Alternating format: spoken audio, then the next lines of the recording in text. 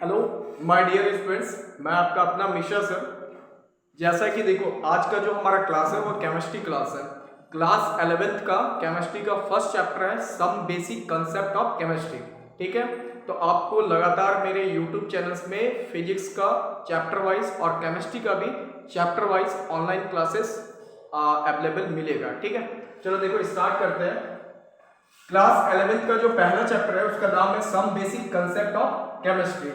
तो मेरे भाई, कोई भी केमिस्ट्री क्लास करने से पहले, ठीक है, आपको क्या करना पड़ता है? पहले पीरियोडिक टेबल का 1 to 20 तक का एलिमेंट का जो एटॉमिक नंबर है, एटॉमिक मास, ये कम से कम दिमाग में रखना है। ठीक है, देखो जैसा कि आपको यहाँ पर लिखा हुआ है, हाइड्रोजन का एटॉमिक नंबर 1, हीलियम 2, लिथियम का 3, बेरिलियम का 4, बोरोन का 5, कार्बन का 6, नाइट्रोजन का 7, ऑक्सीजन का 8, क्लोरीन का 9। एटॉमिक मास भी आपको साथ में मिलेगा, है ना, और साथ में हमने वैलेंसी भी आपको बता रहा है। तो हाइड्रोजन का वैलेंसी 1 होता है, हीलियम का 0, लिथियम का 1, ये सारे आपको याद करने होंगे। ठीक है, अब देखो, अब नियोन जिसका एटॉमिक नंबर 10 है, एटॉमिक मास 20 है, वैलेंसी 0। सोडियम का एटॉमिक नंबर 11, एटॉमिक मास 23 और वैलेंसी 1। फिर मैग्नीशियम है, एल्यूमिनियम का, सिलिकॉन का देखो, फास्फोरस दिए हैं, sulphur, chlorine, argon, potassium, calcium. 20 तक का, कम से कम 20 तक का आप दिमाग में रखो। ठीक है, तो इसके आगे हम लोग मोलर मास भी चलेंगे, एम्पिरिकल फार्मूला भी चलेंगे, हर टॉपिक्स को क्लियरली डिस्कस करेंगे। पहले नोट करो,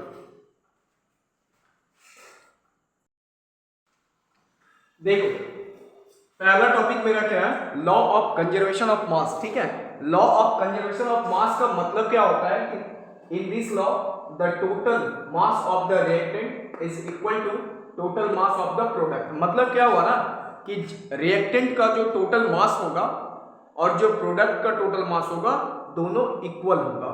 मतलब सीधा बात है, law of conservation of mass का मतलब क्या हुआ? The total mass of the reactant is equal to the total mass of the product, दोनों तरफ का। अभी एग्जांपल भी दिखाएंगे, सीख जाओगे। ठीक है, एक और स्टेटमेंट दे सकते हैं कि the mass can neither be created nor be destroyed. मतलब क्या हुआ कि मास को हम लोग ना ही क्रिएट कर सकते हैं ना ही डिस्ट्रॉयड कर सकते हैं। जैसे देखो एग्जांपल से चलते हैं, एग्जांपल ले लेते हैं, कार्बन प्लस O2 क्या बनता है? CO2, कार्बन डाइऑक्साइड बनता है। कार्बन का एटॉमिक मास कितना होता है? 12 ग्राम, प्लस ऑक्सीजन का कितना होता है? 16, दो ऑक्सीजन है, इंटू 2 कर दो। उसके बाद देखो यहां पर कार्बन का 12 प्लस ऑक्सीजन का 16 इंटू 2, तो 12 प्लस 32 कितना आया? इधर भी 12 प्लस 16 दूनी 32, मतलब 44 ग्राम इधर भी आया और 44 ग्राम कार्बन डाइऑक्साइड का आया। एग्जाम्पल हो गया ना कि जितना ये साइड वाले को रिएक्टेंट बोला जाता है, ये साइड वाले को रिएक्टेंट और ये वाले को प्रोडक्ट बोला जाता है। ठीक है, दोनों का जो मॉलिक्यूलर मास हुआ दोनों का इक्वल हो गया। एक और एग्जांपल हम लोग ले सकते हो, जैसे H2 प्लस O2 क्या बनता है? Water, H2। देखो हाइड्रोजन 2 है, इधर 2 है, ऑक्सीजन 2 है, तो इधर 1 है, तो यहाँ बैलेंस कर दो, 2 लगा दो। अब यहाँ पर भी 2 लगाओ, 2 दूनी 4, 2 दूनी 4। अब इसको देखो, हम टोटल मास चेक करते हैं। 2 इंटू हाइड्रोजन का एटॉमिक मास 1 गुना 2 प्लस ऑक्सीजन का 16 इंटू 2। अब यहाँ देखो 2 ब्रैकेट हाइड्रोजन का एटॉमिक मास 1, 2 हाइड्रोजन है, प्लस उसके बाद 16, तो 2 दूनी 4, 16 दूनी 32, इधर कितना हो गया? 2 इंटू 16, 17, 18, मतलब 32 4 36 ग्राम, और इधर भी 18 दूनी 36 ग्राम। तो ये आपका हुआ लॉ ऑफ कंजर्वेशन ऑफ मास के बारे में। ठीक है, चलो इसको नोट करते हैं।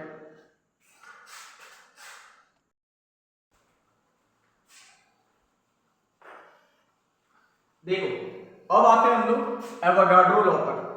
सबसे पहला पॉइंट, एवोगाड्रो लॉ होता क्या है? देखो, इन this law equal volume of all gases at the same temperature and pressure should contain equal number of molecules.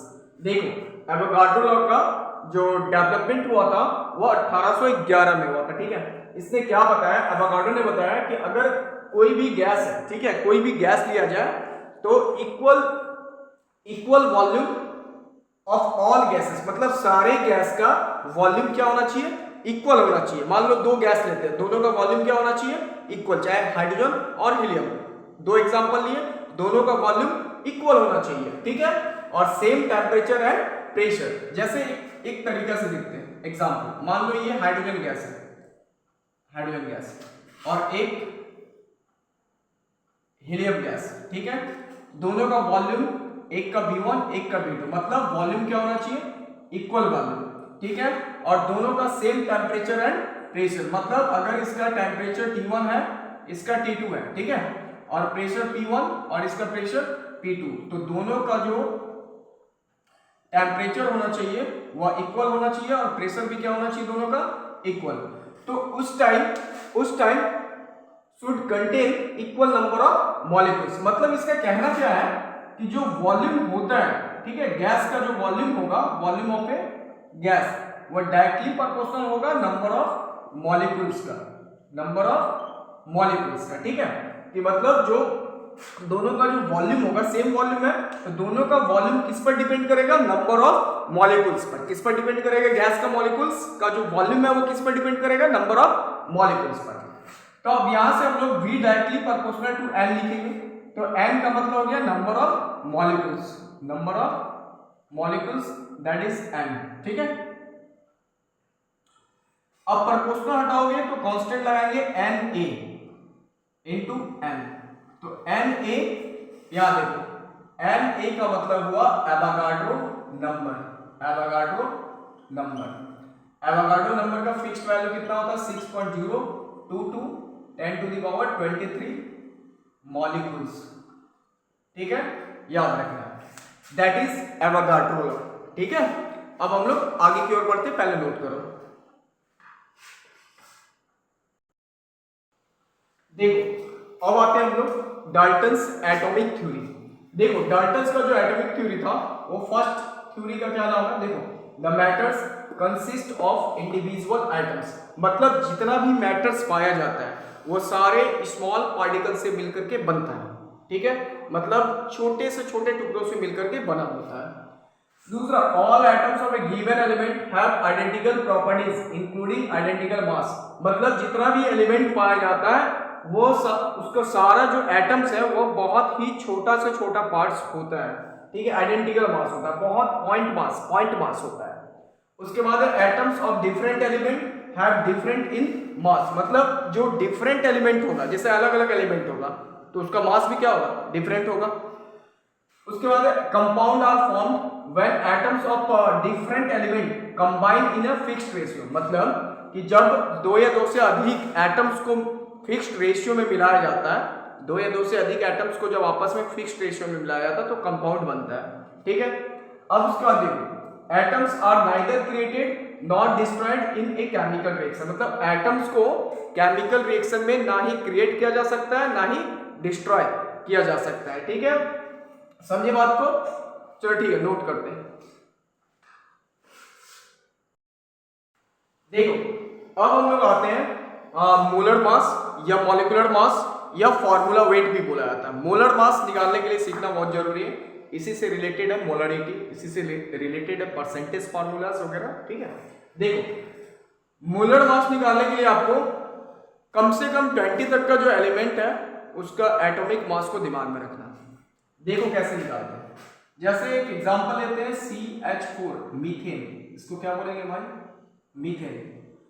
तो कैसे निकालेंगे मोलर मास, कार्बन का एटॉमिक मास 12, फिर प्लस हाइड्रोजन का 1 होता है इनटू 4, यानी कि 12 प्लस 4 कितना हो गया, 16 ग्राम आ गया।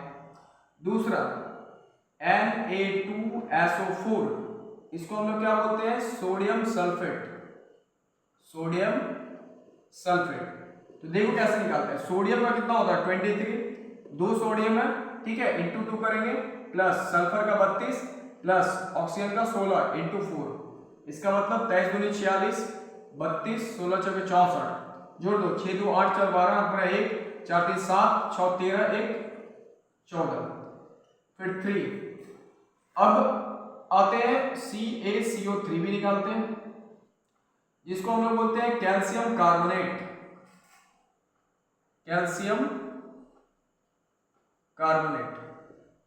तो कैल्शियम कार्बोनेट का कैल्शियम का 40 प्लस कार्बन का 12 प्लस ऑक्सीजन का 16 इंटू 3, तो 40 और 12 कितना होगा 52 प्लस 16 3 48। इसका मतलब 8 2 10 5 4 9 1 10 100 ग्राम। समझ में आ रही बात। उसके बाद फोर्थ नंबर में आते हैं, मान लेते हैं हम लोग अब ले लेते हैं कैल्शियम सल्फेट, तो CaSO4 that is calcium sulphate. Calcium sulphate कैसे निकालेंगे, कैल्शियम का 40 होता है एटॉमिक मास, प्लस फिर सल्फर का 32 प्लस फिर ऑक्सीजन का 16 होता है एटॉमिक मास इंटू 4 ऑक्सीजन है 4 कर दो, 40 32 कितना होगा भाई 4 3 7 72, 16 जगह 64, इसका मतलब हो गया 4 2 6 7 6 13 इतना ग्राम। फिफ्थ नंबर में आते हैं C6H12O6, इसको बोला जाता है ग्लूकोज। ग्लूकोज तो कार्बन का 12 इंटू 6 प्लस 1 इंटू 12 16 इंटू 6, तो 12 6 72 प्लस 12 16 6 96, मतलब 2 2 4 6 4 10 7 1 7 1 8 9 8 17 1 18 180 ग्राम मोलर मास ग्लूकोज का। ठीक है, उसके बाद 6 नंबर में मान के चलते हैं C2H6 या C2H5OH, जिसको हम लोग बोलते हैं इथेनॉल।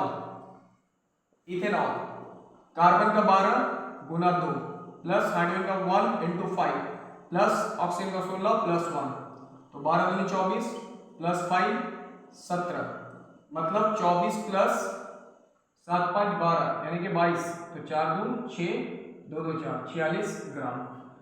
हमें लगता है कि आप मोलर मास निकालने के लिए सीख ही गए होंगे, है ना, बहुत सारा एग्जाम्पल हमने बताया। ठीक है, अब हम लोग आते हैं मोल कॉन्सेप्ट की ओर, पहले इसको नोट कर लो। देखो अब आते हैं हम लोग मोल कॉन्सेप्ट की ओर। ठीक है, तो मोल कॉन्सेप्ट कैसे निकालेंगे, देखो होता क्या है, सबसे पहले मोल का फॉर्मूला दिमाग में रखना होगा, given weight by molar mass, given weight by molar मास। ठीक है, सीधा याद रखना, given weight by molar mass that is the mole. ठीक है, अब इस पर न्यूमेरिकल समझते हैं। जैसे और भी इसमें एक फॉर्मूला हम लोग ले सकते हैं। ठीक है, कि जैसे मान लो मोल का एक और फॉर्मूला होता है नंबर ऑफ पार्टिकल्स, और बाय होता है एवोगाड्रो नंबर। ठीक है, ये भी ले सकते हो, है ना। उसके बाद देखो, अगर आपको मोल दिया हुआ है, मोल से मॉलिक्यूल्स के रूप में कन्वर्ट करना है, ठीक है, ये एटम्स के रूप में, तो एवोगाड्रो नंबर से मल्टीप्लाई कर देना। जैसे मान लेते हैं अगर 1 mole equal to 6.023 10 to the power 23 atoms. ठीक है, या मॉलिक्यूल्स, इसका यूज कर सकते हो। सबसे पहले मोल निकाल लेना, मोल को एवोगाड्रो नंबर से मल्टीप्लाई कर दोगे तो वो तुम्हारा मॉलिक्यूल्स में कन्वर्ट हो जाएगा या एटम्स में कन्वर्ट होगा। ठीक है, अब जैसे कि मान लेते हैं एक न्यूमेरिकल्स चलते हैं, अभी तो बहुत चलेंगे। एक न्यूमेरिकल्स है 10 ग्राम ऑफ वाटर का निकालना है, 10 ग्राम ऑफ वाटर का मोल। तो सबसे पहले वाटर का मोलर मास चाहिए, तो 1 इंटू 2 प्लस 16 यानी 18 ग्राम। अब देखो, अब mole equal to given weight by molar mass, given weight by molar mass, तो गिवन वेट कितना हो गया 10 ग्राम और मोलर मास कितना हुआ 18, तो आपका जो मोल निकला वो कितना होगा 2 9 18 2 5 10 यानी 5/9 मोल, है ना, 9 मोल ले सकते हैं। ठीक है, अब उसके बाद देखो एक और सवाल चलते हैं, मान लेते हैं example 2 20 gram of calcium carbonate. तो मान के चलते हैं कैल्शियम कार्बोनेट का फॉर्मूला होता है CaCO3। मोलर मास निकालेंगे पहले, तो कैल्शियम का 40 प्लस कार्बन का 12 16 इंटू 3 40 10 50 52 16 3 48 8 2 10 हाथ में 1 5 4 9 1 10 100 ग्राम। अब निकालना था आपको मोल, तो गिवन वेट कितना दिया है 20 ग्राम, मोलर मास कितना आया 100, 20 पचे 100, इसका मतलब 0.2 मोल पर लीटर बोला जाता है इसको। मोल पर लीटर ले लो, हाँ मोल लिखो सिर्फ, ठीक है। अब उसके बाद एक और थर्ड एग्जांपल लेते हैं, ठीक है। सिंपल ले रहे हैं अभी, मान लो 40 gram of glucose, 40 gram of या इथेनॉल, ठीक है। तो सबसे पहले इथेनॉल का फॉर्मूला दिमाग में होना चाहिए C2H5OH। इसका मोलर मास निकालेंगे, कार्बन का 12 × 2 1 × 5 प्लस 16 प्लस 1, तो 12 दूनी 24 प्लस 5 16 17, तो 5 4 9 17, 9 सा 16, 2 1 3 1 4। उसके बाद मोल, तो गिवन वेट 40 ग्राम बाय 46, इतना आंसर। तो आपने मोल निकालना भी सीख गया। अभी और आगे चलते हैं हम लोग, नोट करो पहले। देखो अब हम लोग नेक्स्ट टॉपिक में आते हैं, परसेंटेज कंपोजिशन निकालना सीखेंगे। देखो जैसे परसेंटेज कंपोजिशंस का फॉर्मूला पहले दिमाग में रख लेना, उसके बाद न्यूमेरिकल्स करेंगे। तो परसेंटेज कंपोजिशन का फॉर्मूला होता है mass of one element, mass of one element by molar मास। देखिए मोलर मास ही मेन है इनटू 100, बस। तो परसेंटेज कंपोजिशन जब भी आपको निकालना होगा तो आप मास ऑफ वन एलिमेंट करना डिवाइड मोलर मास इनटू 100। जैसे एक न्यूमेरिकल्स देखते हैं, मान लिया जाए एक न्यूमेरिकल्स है आपके पास, ठीक है, कि calculate the percentage composition of each element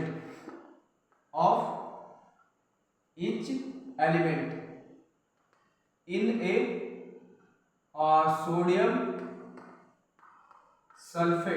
a sodium sulfate compound। यही न्यूमेरिकल्स है, सोडियम सल्फेट कंपाउंड में परसेंटेज कंपोजिशन निकालना ईच एलिमेंट का मतलब प्रत्येक एलिमेंट। देखो कैसे निकालेंगे। सोडियम सल्फेट का फॉर्मूला क्या होता है Na2SO4, सिंपल। तो इसमें कितना एलिमेंट है, एक सोडियम है, सल्फर है, ऑक्सीजन, 3 एलिमेंट है, और तीनों एलिमेंट का परसेंटेज कंपोजिशन बारी बारी से निकालना सीखेंगे। निकालेंगे पहले इसका मोलर मास निकालेंगे, 23 × 2 प्लस सल्फर का 32, ऑक्सीजन का 16 × 4, तो 23 दूनी 46 प्लस 32 16 चौके 64, 6 2 8 4 12 पर 1 4 3 7 6 13 1 14, इतना ग्राम मोलर मास। अब परसेंटेज कंपोजिशन लिखेंगे, तो किसका निकालना पहले, मान लो सोडियम में निकालना, ठीक है। सोडियम का 23 होता है, 23 2 सोडियम है गुना 23 बाई मोलर मास कितना निकला 142 इंटू 100। तो अब इसको आप कटा सकते हो, 2 से 14 2 एकम 2, मतलब मेरा आंसर आया 2300/71, ठीक है। अब उसके बाद परसेंटेज कंपोजिशन अब किसका निकालना है, सोडियम के बाद सल्फर का। तो सल्फर का एटॉमिक मास 32 बाय मोलर मास 142 इंटू 100। अब जो भी कटाना है वो तो तुम्हारे हाथ में है, 3200 हम लिख देते हैं बाय 142। उसके बाद एक बच रहा है आपका परसेंटेज कंपोजिशन किसका, तो ऑक्सीजन का। तो कैसे निकालेंगे, ऑक्सीजन का होता है 16 इंटू, देखो बाबू यहाँ पर 4 ऑक्सीजन है, तो अब 16 इंटू 4, अब भाई मोलर मास कितना हो गया 142 इंटू 100। तो मान के चलते हैं अगर इसको हम कटाना भी चाहें तो 16 चौके 64 00 बाय 142 आंसर। समझ में आया परसेंटेज कंपोजिशन कैसे निकाला जाता है, ठीक है। आगे बढ़ते हैं हम लोग। देखो अब हम लोग आते हैं मोल फ्रैक्शन के बारे में सीखेंगे। मोल फ्रैक्शन पर 2-3 न्यूमेरिकल्स भी करेंगे। देखो what is a mole fraction, होता क्या है इसको समझने के लिए ध्यान दो। यहाँ पर मान लेते हैं कोई भी एक कंटेनर है, उसमें कंपोनेंट ए कंपोनेंट बी, ठीक है। अब देखो यहाँ पर इस कंपोनेंट का मोल Na, इस कंपोनेंट का मोल Nb, सिंपल, ठीक है। मतलब यहाँ पर देखो Na का मतलब हो गया मोल ऑफ कंपोनेंट ए, Nb का सिंबल हो गया मोल ऑफ कंपोनेंट बी, ठीक है। और मोल फ्रैक्शन का सिंबल होता है एक्स, एक्स ले सकते हो, ठीक है, बड़ा एक्स लो चाहे ऐसे सिंपल। अब देखो यहाँ पर तो मोल फ्रैक्शन का एक्चुअल फार्मूला क्या होता है, हम पहले फार्मूला लिखते हैं कि मोल फ्रैक्शन इक्वल टू, अब देखो तो आपको करना क्या रहता है, मोल फ्रैक्शंस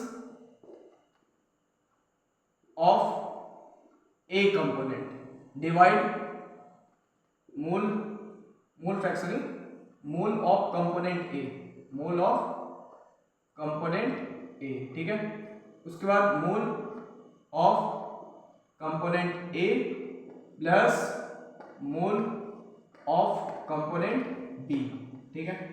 ध्यान दोगे आप पर, हमने मोल फ्रैक्शन किसका निकाला, ए कंपोनेंट का। तो अगर आपको ए कंपोनेंट का मोल फ्रैक्शन निकालना है तो ए कंपोनेंट का मोल डिवाइड टोटल मोल्स, मतलब mole of A and mole of B. देखो यहाँ पर तो mole fraction of component A का निकालना है तो mole of component A by mole of component A plus mole of component B, ठीक है। अब मोल फ्रैक्शन, अब आते हैं हम लोग बी कंपोनेंट में, तो कुछ मत करो, mole of component B divide mole of component A plus mole of component B, ठीक है, सिंपल। अब इसको शॉर्ट तरीके से सिंबलाइज कर सकते हो कि एक्स ए इक्वल टू हो जाएगा एन ए बटे N A plus N B, ये भी ले सकते हो, फॉर्मूला शॉर्ट हो गया है ना। एन ए का मतलब mole of component A by mole of component A plus B. उसी तरह एक्स बी निकालना है तो आप एन बी ऊपर कर दो by N A plus N B, ये आपका फॉर्मूला। अब कभी भी अगर सम निकालना है एक्स ए प्लस एक्स बी तो हमेशा 1 आता है, मतलब अगर दो कंपोनेंट का, ठीक है, दो कंपोनेंट अगर मोल फ्रैक्शन का सम करते हैं उसका वैल्यू हमेशा 1 आता है, ठीक है। फॉर्मूला आपको समझ में आ गया। अब इस पर एक दो न्यूमेरिकल्स करते हैं, नोट करो पहले। देखो अब हम लोग आते हैं मोल फ्रैक्शन पर, न्यूमेरिकल्स करते हैं। जैसे न्यूमेरिकल्स क्या कहता है कि a tank is charged with a mixture of इतना मोल ऑफ ऑक्सीजन एंड इतना मोल ऑफ हीलियम, मतलब आपका इतना मोल ऑक्सीजन इतना मोल ऑफ हीलियम दिया। जैसे कि इस टाइप का सवाल है, एक टैंक है, इस टैंक में ऑक्सीजन गैस है और हीलियम है, तो ऑक्सीजन का जो मोल है 1.0 इंटू 10⁻³ मोल दिया है, ठीक है। हीलियम का जो मोल दिया है वो 4.5 इंटू 10⁻³ मोल दिया है। दो गैस आपको मिले, है ना, और दोनों गैस का मोल फ्रैक्शन निकालना है, ठीक है। देखो सबसे पहले क्या करना है हमको, मान लो पहले हमको निकालना है मोल फ्रैक्शन ऑक्सीजन का, तो बोले थे ना कि number of moles of oxygen ऊपर करो और बटे NO प्लस NH, तो XO इक्वल टू NO का वैल्यू कितना है, तो 1.0 गुना 10⁻³ बाई 1.0 गुना 10⁻³ प्लस 4.5 वैल्यू डाल दो 10⁻³, ठीक है। अब XO इक्वल टू, तो 1 डायरेक्ट ले लो, 1 इंटू 10⁻³, अब ये दोनों में से 10⁻³ को कॉमन लेंगे, 1.0 प्लस 4.5, 10⁻³ कैंसिल, तो 1 बटे कितना होगा जोड़ने के बाद 5.5, तो 5 दूनी 10, 5 एकम 5 यानी 2 बटे 11 मोल फ्रैक्शन ऑक्सीजन का। अब आपको निकालना है मोल फ्रैक्शन हीलियम गैस का, तो मोल ऑफ हीलियम ऊपर डिवाइड ऑक्सीजन प्लस हीलियम का मोल का सम। तो हीलियम के लिए कितना दिया मोल 4.5 गुना 10⁻³ डिवाइड ऑक्सीजन का 1.0 गुना 10⁻³ प्लस 4.5 इंटू 10⁻³, तो भाई आपका 4.5 गुना 10⁻³, ये दोनों में से 10⁻³ कॉमन आएगा, 1.0 प्लस 4.5 कितना हो जाएगा, तो 5.5, ये कैंसिल, ये पॉइंट उड़ा दिए, तो आपका बचा 45 बटे 55, मतलब 5 एकम 5, 15 45 कितना है 9 बटे 11 आंसर, ठीक है। अब पता है ये दोनों मोल फ्रैक्शन को जोड़ देंगे तो वैल्यू 1 आ जाएगा, ठीक है। तो मेरा आंसर आ चुका है, पहले आप लोग नोट कर लो। देखो अब हम लोग आते हैं मोल फ्रैक्शन का सेकंड न्यूमेरिकल्स पर। जैसे आपका न्यूमेरिकल्स में क्या दिया है कि determine the mole fraction of CH3OH methanol and water in A solution. मतलब एक सॉल्यूशन है, ठीक है, इसमें मिथेनॉल है, मिथेनॉल को वाटर के साथ में डिसॉल्व किया गया, ठीक है। तो मान लेते हैं कि जो मिथेनॉल का जो वेट है, गिवन वेट कितना दिया है, तो 5.5 ग्राम, और इसका जो वाटर का वेट है वह 40 ग्राम। अच्छा, इसका जो मोलर मास है, ठीक है, मतलब मोलर मास कितना दिया है, तो मोलर मास ऑफ मिथेनॉल का 32, और इसका मोलर मास कितना दिया है 18 ग्राम, ठीक है। अब देखो सबसे पहले हमको करना क्या पड़ेगा, n मोल निकालना होगा। तो मोल कैसे निकालेंगे, NCH3OH, n मतलब मोल किसका, CH3OH का गिवन वेट, तो गिवन वेट हो गया 5.5, मोलर मास हो गया 32, ठीक है। ये पॉइंट उड़ाओगे तो 55/320, ठीक है यहाँ तक। अब उसके बाद देखो अगर तुमको कटाना होगा तो भी तुम कर सकते हो, या फिर तुम इसको पॉइंट में भी ले सकते हो, ठीक है। तो पॉइंट पर अगर लोगे तुम, तो पॉइंट में लेने के बाद तुम्हारा जो आंसर आएगा वो तुम चेक कर सकते हो इसको पहले। तो सपोज 2 से कटाते हैं, या फिर 2 से तो कटेगा नहीं, तो 5 से कटेगा, तो 5 11 और 5 छक 30, 5 चौक 20, यानी कि हाँ ठीक है 11/64। अब मोल निकालना है आपको वाटर का, तो गिवन वेट कितना है 40 ग्राम 18, तो 2 9 18 20, इसका मतलब हो गया आपका 20/9, ठीक है। अब मोल फ्रैक्शन, तो X CH3OH मोल फ्रैक्शन, तो बोले थे कि mole of CH3OH divide mole of CH3OH plus mole of water. तो CH3OH का मोल कितना निकला 11/64 डिवाइड 11/64 प्लस 20/9। अब इसको सॉल्व कर दो, आपका आंसर आ जाएगा। तो मान लेते हैं सॉल्व करने का जो तरीका, आप या तो एलसीएम ले लो या फिर हम इसको पॉइंट में भी कर सकते हैं। तो मान लो एलसीएम लेना रहेगा तो 64 × 9 रखेंगे, 64 कटा 11 × 9 11 99, फिर 9 9 कटेगा 64 × 20, तो कितना हो जाएगा ये 4 दूनी 8 और 6 दूनी 12, इतना है ना। अब इसको अगर आप कैलकुलेट करोगे तो आपका आंसर आ जाएगा। फिर निकालना है वाटर के लिए, ठीक है। तो वाटर के लिए निकालना है तो मोल ले लेंगे वाटर का, डिवाइड मोल वाटर प्लस मोल CH3OH का। तो वाटर का मोल मेरा कितना निकला 20/9, और वाटर का 20/9 प्लस 11/64। अब इसको भी अगर आप सॉल्व करोगे तो आपका आंसर आ जाएगा, मतलब प्रोसेस यही है, ठीक है। अब हम लोग मिलेंगे आपको नेक्स्ट वाले some basic concept of chemistry का पार्ट 2 में, ठीक है, जिसमें हम लोग मोलरिटी एम्पिरिकल फॉर्मूलाज के बारे में कंप्लीट करके देखेंगे, ठीक है, कंप्लीट सॉल्यूशन देखेंगे, है ना। मेरे वीडियो को आप लोग ज़्यादा से ज़्यादा बच्चों के बीच शेयर करें, आपको फिजिक्स का भी और केमिस्ट्री का भी दोनों का साथ साथ ऑनलाइन क्लासेस भी रेगुलर आपको मिलते रहेगा। थैंक यू, अलविदा।